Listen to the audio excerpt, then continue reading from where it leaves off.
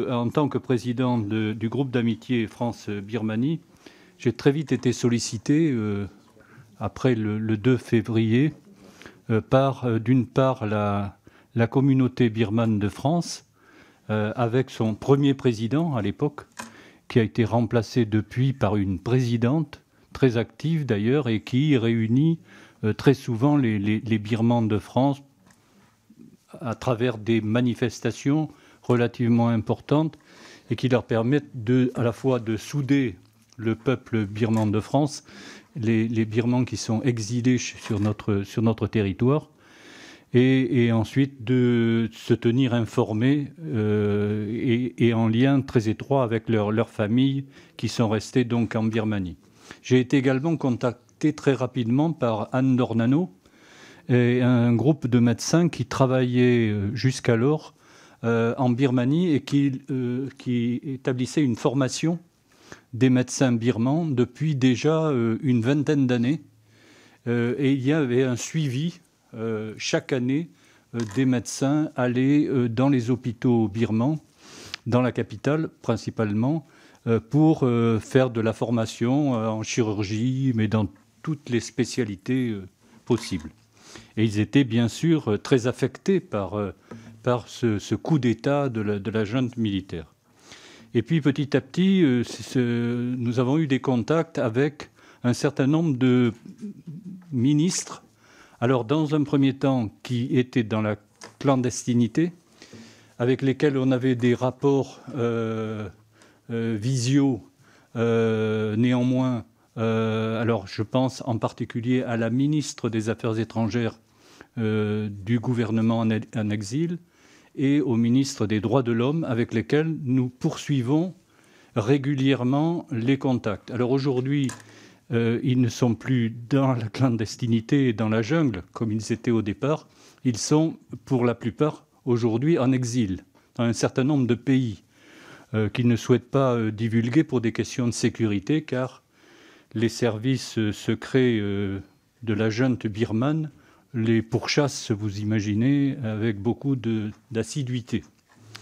Et puis, encore très récemment, et en particulier hier soir, j'ai reçu le président de Thun Kin, qui est le président d'une organisation qui s'appelle la BROOK, qui est l'organisation britannique des Rohingyas birmans, et qui est venu, donc, qui est à Paris pour quelques jours, jusqu'à demain d'ailleurs, et qui est venu donc pour évoquer le problème particulier des Rohingyas. D'ailleurs, il souhaiterait, Monsieur le Président, que nous puissions le recevoir. Pourquoi pas lui réserver une audition, parce que c'est une personne qui souhaite effectivement, qui représente les Rohingyas dans le monde, par son association, parce qu'il vit actuellement à Londres, mais il souhaite pouvoir exprimer toutes les difficultés que rencontre le peuple Rohingyas.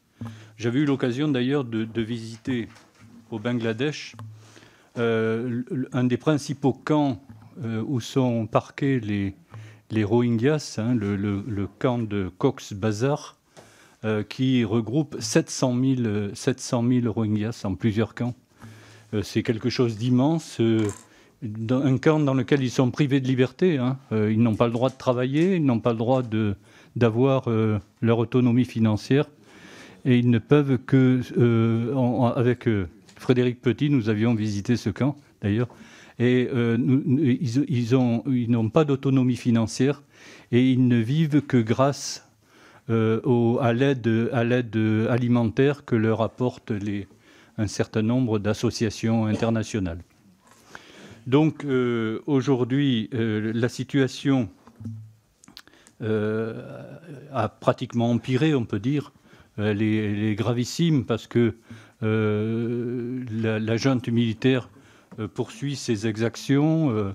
Anne l'a dit, avec beaucoup de cruauté pour impressionner les populations et les asservir en quelque sorte. Le peuple birman, alors les Birmans qui sont ici en France, bien sûr, sont obligés d'être très prudents parce que leurs familles sont restées donc dans le pays. Et il y a enfin, si vous voulez, des représailles quasiment en permanence. Et donc, ce qui rend très compliqué des actions très importantes de leur part. Le groupe d'amitié a toujours un projet de déplacement qui est agréé donc par le bureau des présidents. Malgré que la junte, par l'intermédiaire d'un certain nombre de personnes, nous avait fait dire qu'ils étaient prêts à nous recevoir, mais je pense que le groupe d'amitié ne peut pas se déplacer parce que nous ne voulons pas quand même apparaître comme reconnaissant en quelque sorte la junte comme un interlocuteur, et donc il est hors de question que nous puissions nous déplacer dans ces conditions. Voilà. Aujourd'hui, nous poursuivons donc les contacts. Je vous le dis, donc la ministre des Affaires étrangères me tient informé très fréquemment de la situation locale, et nous avançons donc régulièrement. On se satisfait dans un premier temps de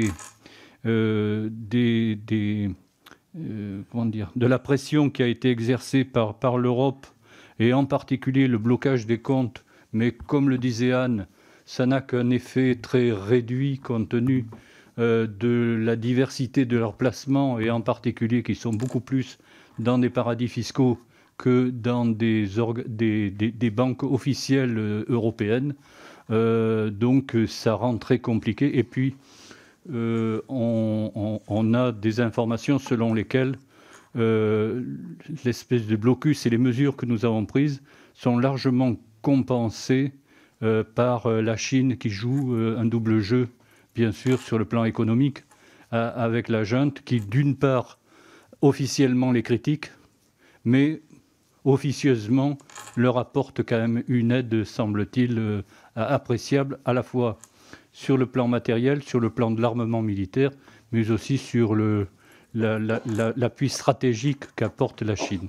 J'avais eu d'ailleurs l'occasion d'évoquer le problème à l'occasion d'un déplacement comme celui que vous allez faire à l'ONU, mais c'était il y a 2 ans, de rencontrer à la fois le secrétaire général de l'ONU pour lui évoquer avec lui le problème des Rohingyas, et ensuite le représentant permanent de la Chine, l'ambassadeur de Chine à l'ONU, avec lequel on avait pu évoquer le problème des Rohingyas.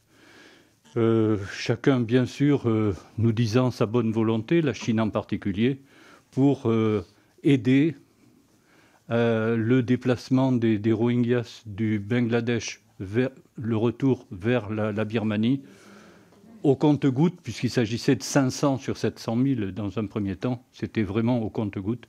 Mais semble-t-il, ça nous montrait aussi une petite bonne volonté, l'engagement du secrétaire général de l'ONU de régler le problème. Bref, on voyait bien que ce problème était largement connu, qu'il y avait un engagement qui était pris sur le plan international, mais malheureusement, il a très peu avancé. Le gouvernement, le Bangladesh, envisage de les transférer sur une espèce d'îlot au large ils y sont. Voilà, sur un îlot qui est au large du Bangladesh, mais qui n'est pas satisfaisant, dans des conditions terribles. Et puis, ma collègue Laurence Dumont est très intéressée par le problème des enfants sans identité. Là, nous avons un véritable laboratoire, parce que la plupart il y a plusieurs dizaines de milliers d'enfants qui sont nés, la plupart de viols, qui sont apatrides, qui n'ont jamais été reconnus, qui n'ont même pas de patrie, et qui sont rejetés par l'ensemble de la communauté, à la fois du Bangladesh et de la Birmanie, et qui sont dans des situations inextricables. Voilà. Ça mériterait, je pense d'ailleurs, une étude particulière et une aide particulière. Mais je m'associe bien sûr à ce que nous avons fait avec Anne. Merci. Je vous remercie. Bien entendu, je crois qu'il faut accorder donner une réponse positive aux représentants des Rohingyas qui voudraient être entendus par nous. C'est un problème massif, extrêmement grave, extrêmement sérieux, et il serait absolument inimaginable que cette commission ne se porte pas aux avant-postes de l'information, de la réflexion et le cas échéant de la proposition.